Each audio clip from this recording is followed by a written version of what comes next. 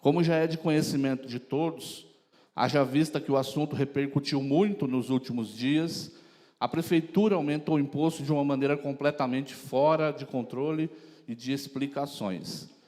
Em dezembro de 22, essa casa aprovou um projeto vindo do Executivo, da Prefeitura. Ocorre que, antes de alguns projetos virem para a Câmara, existe um processo de reuniões para que o projeto tramite sem que hajam problemas maiores. Numa dessas reuniões, em que vários vereadores também participaram, ficou acertado que, após a aprovação da lei, nós teríamos a regulamentação, e que, nesse processo, a grande maioria dos domicílios estariam enquadrados como populares e médio, sem contar com os que já estão contabilizados como precários ou populares. A lei que trata dessa matéria passa por um período chamado noventena, e a lei, após esse período, para se tornar válida, precisa ser publicada no Diário Oficial, o que não ocorreu por uma falha da Prefeitura, e que só foi feito em junho de 23. E, portanto, o imposto só poderia ser cobrado dessa forma majorada nesse ano de 24. Quero ressaltar que tivemos, nesse período, entre a aprovação e a cobrança de fato, inúmeras reuniões na Prefeitura na tentativa de que a lei fosse regulamentada corretamente. Reuniões que envolveram o prefeito, os advogados da Câmara, os vereadores, o jurídico da Prefeitura, numa tentativa de que a Prefeitura entendesse que a lei, sem essa regulamentação, iria fatalmente culminar nos aumentos que nós estamos vendo hoje, desproporcionais. Mas, infelizmente, não nos deram ouvidos, e a consequência é essa que nós estamos vendo. Algo que deveria gerar justiça tributária, gerou uma sequência de falhas, de erros monumentais, IPTUs absurdos, sobretudo para a indústria e para o comércio. Diante desse impasse, diante do fato de que a lei não havia sido publicada e nem aplicada, e, portanto, não havia renúncia de receita se nós retroagíssemos ao ponto inicial, foi que a Câmara decidiu por deflagrar novo projeto, retornando as alíquotas aos patamares iniciais, ou seja, sem que houvesse qualquer aumento. Esse projeto foi aprovado nessa casa por unanimidade, mas, ao ser enviado para o Executivo, foi vetado, retornando para a Câmara, manter ou derrubar o veto. Nós derrubamos o veto, e a Prefeitura tomou a infeliz decisão de judicializar e conseguiu ainda uma liminar para cobrar os impostos da maneira inconstitucional, ao nosso ver.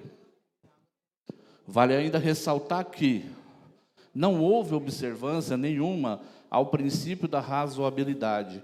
Não é razoável. O aumento não é proporcional, ferindo o princípio da proporcionalidade. O Poder Executivo não considerou necessidade de apontar a localização do imóvel como critério de diferenciação previsto no artigo 156, parágrafo 1º, inciso 2º da Constituição Federal. Dentre outras inúmeras irregularidades que poderiam, sim, ter sido corrigidas no momento da regulamentação da lei, que ia impedir que houvesse esse aumento absurdo. Ressalto, mais uma vez, que após a aprovação do projeto, ele precisava passar por regulamentação para corrigir problemas e evitar que esse aumento ocorresse.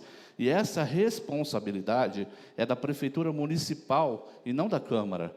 Deflaguei para a pauta de hoje um requerimento que quero ler para conhecimento de todos, com questões vitais e fundamentais sobre a maneira como tudo foi construído e para que fique claro onde o erro ocorreu.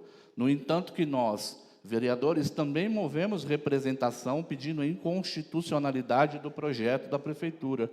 O que ainda não foi julgado está suspenso, aguardando a ADIM movida pela Prefeitura e com bons indícios ao nosso favor.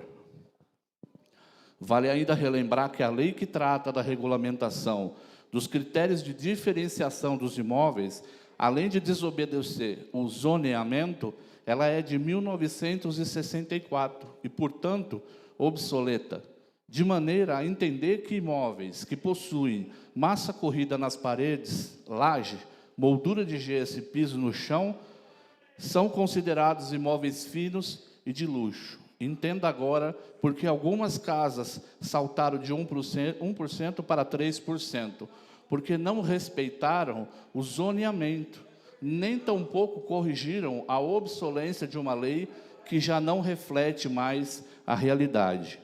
Hoje, existe porcelanato por R$20 o metro, moldura de gesso, massa corrida e laje são itens de série de casas populares vendidas pelo Minha Casa Minha Vida. Ou seja, não tem o menor sentido manter como critério algo que não faz mais referência, sem contar que, da forma que a lei está, você pega seu imóvel hoje de luxo, leva sem mudar qualquer item para um bairro de periferia e continua pagando o mesmo valor de IPTU.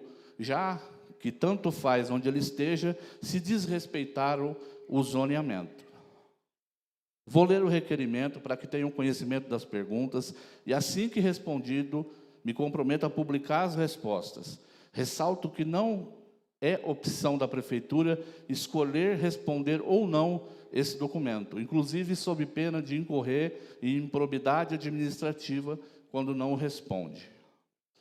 Então, agora eu faço a leitura desse requerimento.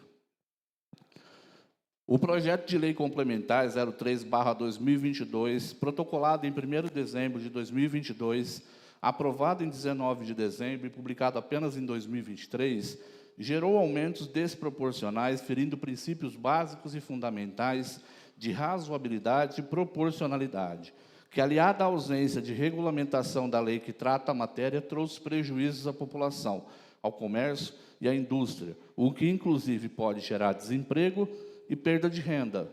Baseado em tais fatos, requer as seguintes informações. Primeira pergunta: a quem compete a regulamentação de leis após sua aprovação? A Prefeitura vai precisar responder. A Lei Complementar 03/2022 foi regulamentada após sua aprovação, especialmente para definir o enquadramento dos imóveis de padrão médio, fino, luxo, precário e popular? Se não, por quê? Na terceira pergunta, na prática, as alterações que ocorreram com a aprovação da Lei Complementar 03/2022 resultaram em 100, 200 e até 300% de aumento no montante do imposto pago anteriormente pelos contribuintes. Por que isso ocorreu? 4. Foi considerado como critério a localização do imóvel, como prevê o artigo 156, parágrafo 1º, inciso 2º da Constituição Federal? Se não, por quê? Houve regulamentação nesse sentido? Quinta pergunta: qual o valor venal médio de um terreno localizado no bairro Vila Reis? Qual o valor venal médio de um terreno localizado no bairro São Francisco? Qual o valor venal médio de um terreno localizado no bairro Niagara? 6. Como a administração pública avaliou e aplicou a obsolência dos imóveis como fator de depreciação para a aplicação do IPTU? Quando isso ocorreu? Sétima pergunta: quando a administração pública realizou a última atualização da planta genérica do município? Oitava, foi realizado algum estudo preliminar para a aplicação da Lei Complementar 03/2022? Se sim, qual? Anexe cópia do estudo e, se não, justifique. 9. A Prefeitura elaborou o relatório de impacto sobre a matéria, considerando que alguns imóveis tiveram redução dos valores de IPTU e isso demanda a demonstração da forma de compensação, e aí faz referência à Lei de Responsabilidade Fiscal. O secretário de Finanças do município tinha conhecimento sobre a lei complementar durante seu processo de construção, de modo que construísse no objeto final, contribuísse. O projeto foi construído em qual secretaria ou departamento? Sob qual supervisão técnica? 10. Diante dos impactos sociais gerados com essa majoração e do clamor popular, sem contar ainda que o impacto causado no comércio e na indústria pode gerar desemprego e perda de renda, quais ações estão sendo realizadas pela administração no sentido da razoabilidade e proporcionalidade na aplicação da lei e consequentes cobranças? Há previsão de algo nesse sentido? 11ª, qual o total de imóveis no município? Destes, quantos são terrenos, quantos são edificados, quantos são populares, quantos são precários, quantos são médios, outros, quantos são fino e quantos são luxo. 12. Qual a quantidade de imóveis comerciais e industriais? 13ª, quantos imóveis constam como demolidos e quantos foram arrecadados pelo município? 14. Com relação a 2023, quantos imóveis tiveram seu IPTU majorado e quantos tiveram redução? 15. Qual o percentual de majoração e de redução média da totalidade? 16ª, qual a previsão de arrecadação com a nova alíquota em vigor? E a última questão é, atualmente, quais as faixas e quais os critérios de enquadramento nas faixas de IPTU, respectivamente?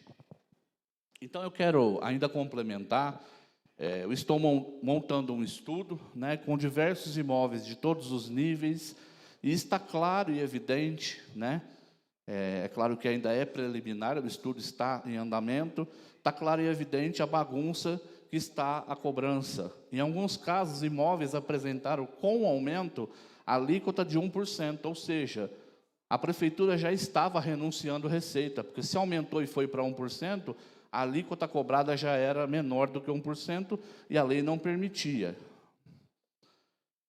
De outro lado, o imóvel, apesar do valor não tão alto, apresentou, com relação a 2023, mais de 6% de alíquota. Ou seja, não existem critérios bem definidos. Fato que falei na sessão de derrubada do veto. Para quem assistiu, viu. E ali, sim, está a minha opinião sobre essa questão do aumento. Sim? Ah, sim, sim. Senhor presidente, existiam ainda aí muito mais coisas a serem faladas acerca desse assunto, mas o nosso tempo é curto, né? Então eu encerro essa tribuna desejando a todos uma boa semana e que Deus nos abençoe.